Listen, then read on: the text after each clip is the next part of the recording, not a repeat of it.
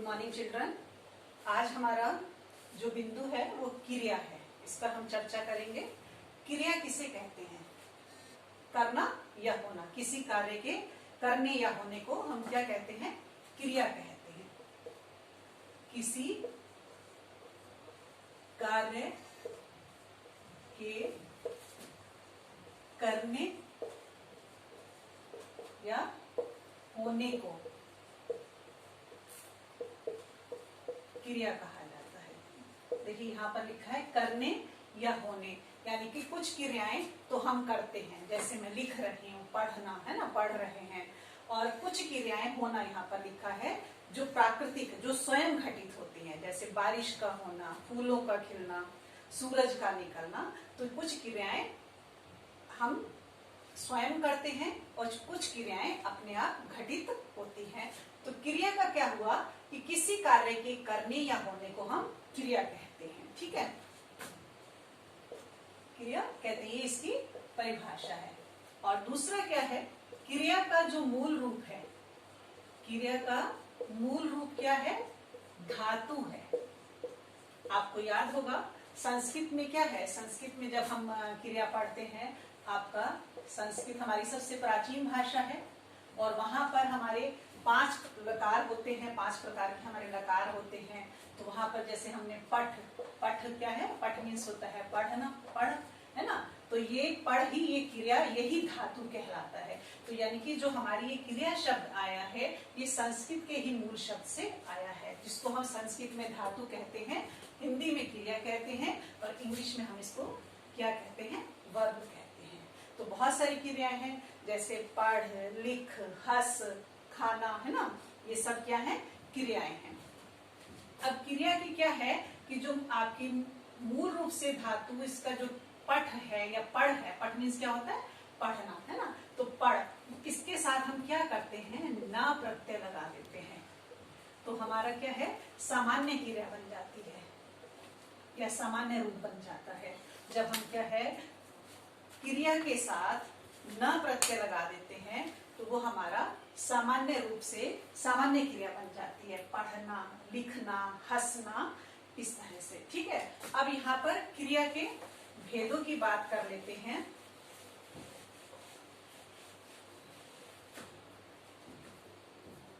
क्रिया के भेद।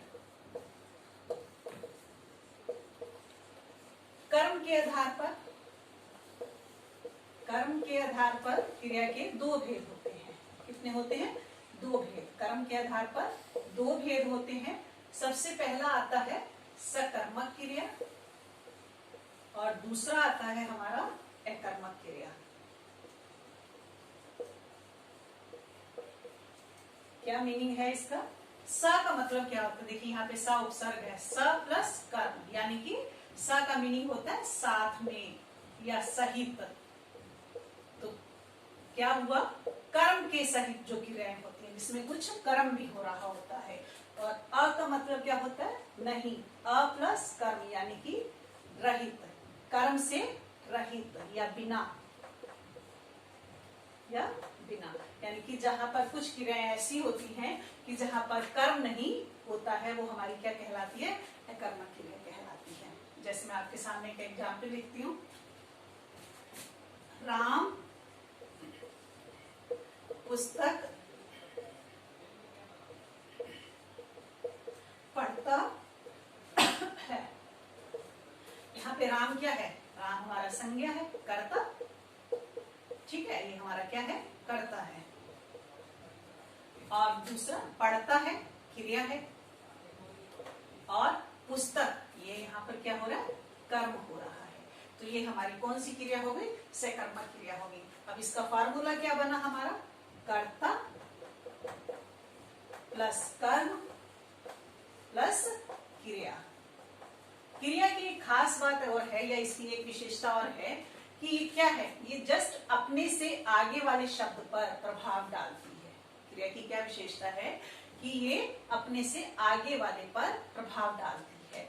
तो यदि यहाँ पर कर्म है तो यहाँ पर हमारी सकर्मक क्रिया हो जाएगी, इस पर प्रभाव डालेगी। और यदि हमारे यहाँ पर कर्म नहीं है तो यहाँ पर ये क्रिया अगले वाले शब्द पर चली जाएगी, कर्ता पर, तो ये हमारी अकर्मक क्रिया कहलाएगी। ठीक है, सीधा सा है। अकर्मक क्रिया का फॉर्मूला क्या हो गया?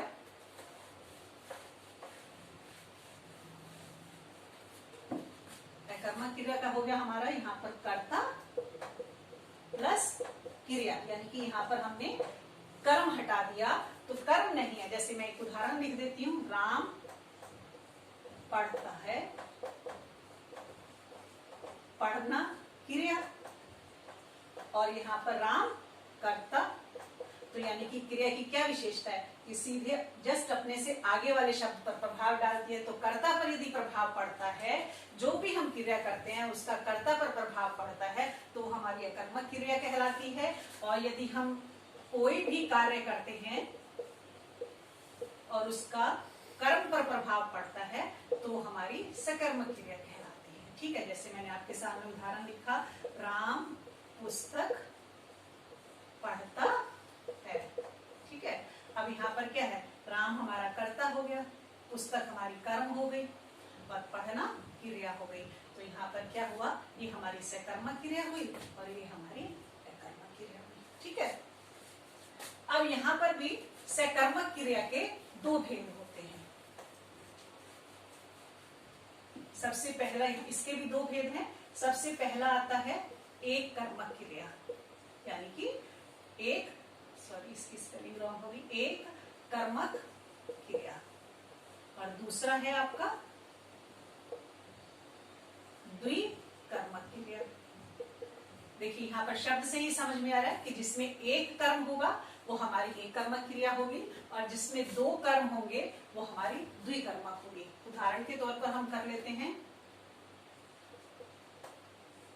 राम गाड़ी चलाता है। यहाँ पर क्या है, राम कर्ता और गाड़ी कर्म हो गया और चलाता है क्रिया हो गई। ठीक है, तो यहाँ पर कितने कर्म हो रहे हैं, एक ही कर्म हो रहा है, तो यहाँ पर अकर्मक क्रिया हो जाएगी हमारी, है ना। और उसके बाद मैं आपके सामने दूसरा लिखती हूँ, अध्यापिका छात्रों से हिंदी पढ़ाती है, या ऐसे हो सकता है अध्यापिका छात्रों को कर लेते हैं, को हिंदी पढ़ाती है।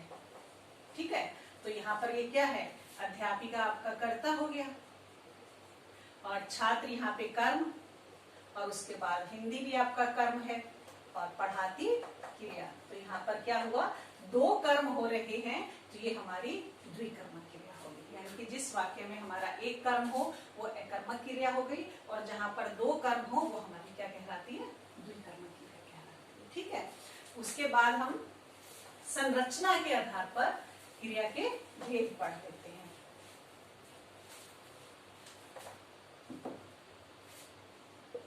संरचना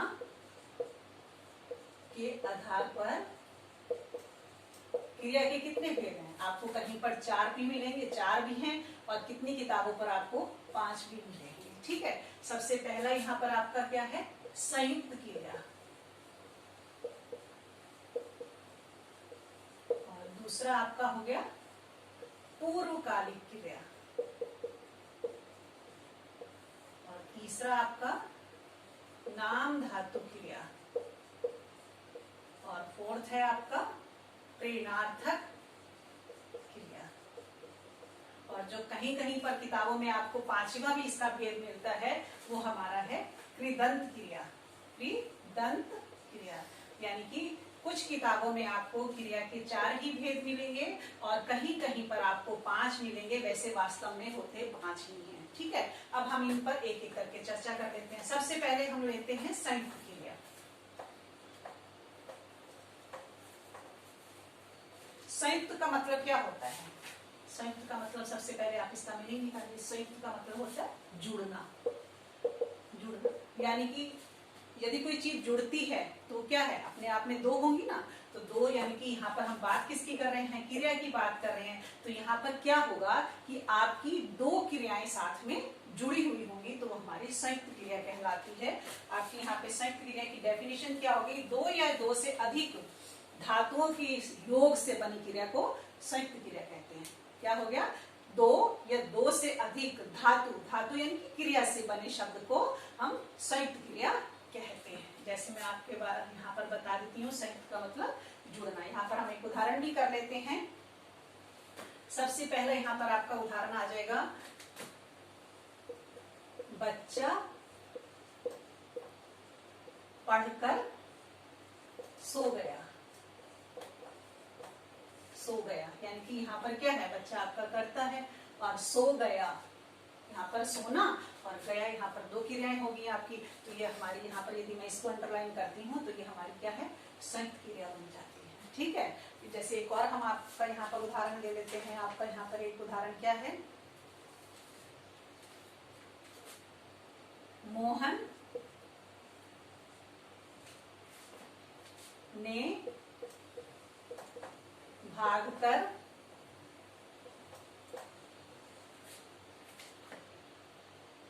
खाना खाया। यहाँ पर खाना खाया यानी कि यहाँ पर ये हमारा खाना खाना क्या है, संयुक्त क्रिया है। ठीक है, इसके बाद एक और भी हम इसके सामने एक और एग्जाम्पल ले लेते हैं। आपका यहाँ पर आपकी बुक में दे रखा होगा कि बच्चा या छात्र आप लिख सकते हो, छात्र विद्यालय से लौट आया। क्या हुआ, यहाँ पर देखिए लौटना भी क्रिया है और आना भी क्रिया है, तो दो क्रियाएं आपकी एक साथ हैं, तो ये हमारी कौन सी क्रिया होगी, संयुक्त क्रिया होगी। ठीक है, उसके बाद आपका आता है दूसरा पूर्वकालिक क्रिया। ठीक है, दूसरी है आपकी पूर्वकालिक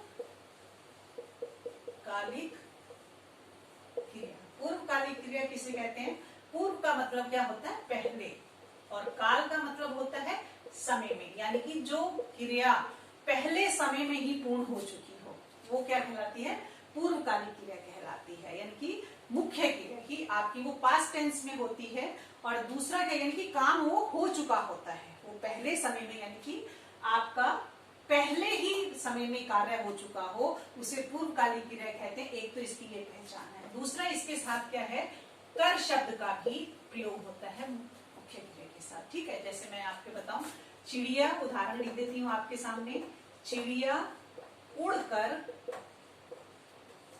पेड़ पर बैठ गई। ठीक है, अब देखिए पढ़ तो हम पूर्वकालिक रहे हैं, है ना, तो यहाँ पर मुख्य क्रिया यहाँ पर क्या है, ये उड़कर, ये हमारी पहले कंप्लीट हो चुका है। पहले वो उड़ी, उसने यानी कि पहले समय में काम कर दिया, फिर उसके बाद क्या हुआ, वो पेड़ पर बैठ गई। यदि मैं यहाँ पर इसको अंडरलाइन करती हूँ और यहाँ पर कर भी है, तो ये हमारा क्या है, पूर्वकालिक क्रिया। आप कैसे समझ सकते हैं, यानी कि आपकी पहले कार्य हो चुका है। पूर्वकालिक का मतलब क्या हुआ कि पहले कार्य या पहले क्रिया हो चुकी है, और उसके बाद दूसरी पहचान क्या बताई मैंने कि कर लगा हुआ होता है, तो ये हमारी पूर्वकालिक क्रिया होगी। और यदि यहाँ पर देखिए, यहाँ पर संयुक्त क्रिया भी आपको मिल जाएगी, बैठ गई, बैठना और गई, ये भी दो क्रिया हैं, तो यदि मैं इसको अंडरलाइन करती हूँ तो ये आपकी संयुक्त क्रिया बन जाती है। लेकिन यदि हम पूर्वकालिक की बात कर रहे हैं तो पूर्वकालिक क्या है कि आपकी पहले ही क्रिया हो चुकी होती है। जैसे इसमें आपका मैं डेफिनेशन इसमें बता देती हूँ कि जिस वाक्य में मुख्य क्रिया से पहले क्रिया हो जाए, मुख्य क्रिया से पहले क्रिया हो जाए, वो हमारी पूर्वकाल, क्योंकि पूर्वकाल का मतलब क्या होता है, पहले समय में ही जो क्रिया हो जाए। ठीक है, तो ये आपकी पूर्वकालिक क्रिया होगी। उसके बाद आपका तीसरा है यहाँ पर नाम धातु क्रिया। नाम धातु क्रिया, नाम धातु में देखो यहाँ पर नाम, किसका नाम, है ना, आपने विकारी शब्द पढ़े। विकारी शब्द हमारे कितने होते हैं, चार होते हैं, चार प्रकार के होते हैं ना विकारी शब्द, जिसमें सबसे पहला है हमारा संज्ञा, सर्वनाम, विशेषण, और दूसरा क्या है, क्रिया। यानी कि नाम धातु क्रिया को पढ़ने के लिए, नाम की बात हो रही ना, तो यहाँ पर क्या है, संज्ञा किसे कहते हैं, किसी व्यक्ति वस्तु स्थान भाव के नाम को संज्ञा कहते हैं, और सर्वनाम किसे कहते हैं, जो इसके स्थान पर प्रयोग होते हैं, और विशेषण क्या कहते हैं, जो इन दोनों की विशेषता बताते हैं, है ना। तो यहाँ पर क्या हुआ, इन चारों विकारी शब्दों को मैंने 2 वर्गों में बांट दिया। संज्ञा सर्वनाम विशेषण आपका एक वर्ग हो गया और क्रिया आपका सेकंड वर्ग हो गया। तो यहाँ पर क्या है, नाम धातु क्रिया किसे कहते हैं? जो शब्द क्या है, जो शब्द संज्ञा सर्वनाम विशेषण और दूसरा आपका अनुकरणवाची, अनुकरण मतलब एक शब्द का दूसरा उसी जैसा होना, अनुकरणवाची शब्दों से बनी क्रियाएं क्या कहलाती हैं? नाम धातु क्रियाएं कहलाती हैं। ठीक है, नाम धातु क्रियाएं कह लेते हैं। जैसे मैं आपके सामने एक उदाहरण रख देती हूँ, यहाँ पर क्रियाएं कहलाती हैं। ठीक है, हम सबसे पहला इसमें क्या है, शब्द। मैं एक शब्द लिखती हूँ यहाँ पर, आपका नाम धातु क्रियाएं के लिए एक मैं शब्द लिखती हूँ यहाँ पर, शब्द। ये हमारी संज्ञा है, तो यहाँ पर क्या हो जाएगा, शर्माना। ये हमारी नाम धातु क्रिया बन गई। भाववाचक से ले लेते हैं, गर्म, गरमाना। सर्वनाम का एक शब्द ले लेते हैं, आपका सर्वनाम का क्या है, अपना, अपनाना। ठीक है, ये हमारी क्या है, नाम धातु क्रियाएं होती हैं। और दूसरा एक मैंने यहाँ लिखा है अनुकरणवाची। अनुकरण यानी कि एक शब्द का दूसरा उसी जैसा पुनरावृत्ति होना। जैसे हुआ थप थप, और इसका क्या बन जाएगा, थप थपाना। ठीक है, बहुत सारे हैं, खट खट, खट खटाना, हिन हिन, हिन हिनाना। तो ये सारा हमारे किसके अंतर्गत आता है, नाम धातु क्रिया के अंतर्गत आता है। ठीक है, उसके बाद आपका है यहाँ पर चौथा इसका क्रिया का भेद संरचना के आधार पर हमारा क्या है, प्रेरणार्थक क्रिया। प्रेरणार्थक क्रिया, प्रेरणार्थक का मतलब क्या हुआ है कि यहाँ पर कर्ता स्वयं नहीं काम करता, वो किसी दूसरे को प्रेरित करता है कार्य करने के लिए। यानी कि कर्ता स्वयं कार्य ना करके वो किसी दूसरे को प्रेरित करता है कार्य करने के लिए। जैसे मैं आपके सामने लिखती हूँ एक, मोहन पाठ पढ़ाता है, तो स्वयं है ना प्रेरित कर रहा है। उसके बाद इसमें क्या है, एक और मैं आपके सामने लिख देती हूँ। इसके भी 2 भेद होते हैं। क्या है, एक अर्थक प्रेरणार्थक क्रिया और दूसरी क्या है, द्वितीय। यानी कि यहाँ पर क्या है, द्वितीय। द्वितीय में क्या हो गया कि जैसे माँ बेटी से भोजन बनवाती है। यानी कि यहाँ पर क्या है, माँ कर्ता एक है ये, ठीक है, और वो बेटी से स्वयं कार्य ना करके बेटी से भोजन, भोजन क्या है, कर्म, और बनवाती है क्रिया। यानी कि माँ यहाँ पर स्वयं ना काम करके बेटी से भोजन बनवाती है, तो वो हमारी प्रेरणार्थक क्रिया होती है। इसमें भी आपके 2 भाग हो जाते हैं। ठीक है, जैसे मैंने आपके सामने लिख दिया, मोहन पाठ पढ़ाता है, वहां पे एक कर्म होगी, और जहाँ पे 2 कर्ता होते हैं वहां पे द्वितीय प्रेरणार्थक क्रिया होगी। ठीक है, उसके बाद हमारी लास्ट बची जो आपकी, जब आप अलग अलग और बुक्स देखोगे ग्रामर की तो आपको वहां पर दिखाई देगी। लास्ट अब आपकी हमारी बची कृदंत क्रिया। 5th है ये कृदंत क्रिया। कृदंत क्रिया किसे कहते हैं? कृदंत क्रिया वो होती है कि जो क्रिया से ही क्रिया बने, क्रिया से ही क्रिया बने, वो कौन सी क्रिया कहलाती है? कृदंत क्रिया कहलाती है।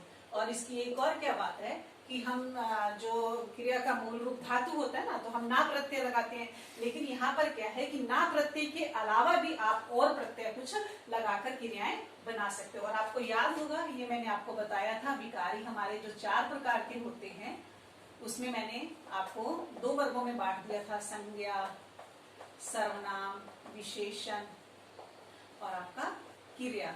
ठीक है, ये मैंने 2 वर्गों में बांटा था ना, ये दोनों। तो ये क्रिया जो बची, ये क्रिया ही हमारी कृदंत क्रिया के अंतर्गत आती है। यानी कि इसकी परिभाषा क्या होगी? क्रिया से ही क्रिया बनाना। कैसे बनाना? कुछ प्रत्यय लगाकर, जैसे हम ना प्रत्यय लगाते हैं तो सामान्य क्रिया बनाते हैं, लेकिन यहाँ पर क्या है, हम और भी प्रत्यय लगाकर, जैसे मैं आपके सामने उदाहरण लिखती हूँ। चल क्या है, क्रिया, मैंने ना प्रत्यय लगाया, ये तो हम पढ़ते ही हैं, तो हमारा बन गया चलना, ठीक है। और उसके बाद मैंने चल क्रिया है, इसमें मैंने कर लगा दिया, तो हमारा क्या बन गया, चल कर। और उसके बाद मैंने आपका यहाँ पर चल क्रिया है, मैंने यहाँ पर ता प्रत्यय लगा दिया, चलता, यानी कि है तो ये भी क्रियाएं ही ना, ये क्रिया ही है, और यहाँ पर मैंने ये अलग प्रत्यय लगा दिए, तो ये मैंने चलना, चलकर, चलता, ये कौन सी क्रियाओं के अंतर्गत आ गया, कृदंत क्रिया के अंतर्गत आ गया, ठीक है। तो आपका ये क्रिया क्या है, दो भेद हो गए, कर्म के आधार पर सकर्मक और अकर्मक, और सकर्मक के भी दो भेद, आपका एकर्मक और द्विकर्मक। और उसके बाद संरचना के आधार पर भी आपकी क्रिया के 4 या कुछ किताबों में 4 होते हैं, कुछ किताबों में आपको 5 भेद मिल जाएंगे, ठीक है, जिसके बारे में हमने एक एक चर्चा कर ली, ठीक है। आपका ये आज का यही पर ये क्लास यही समाप्त।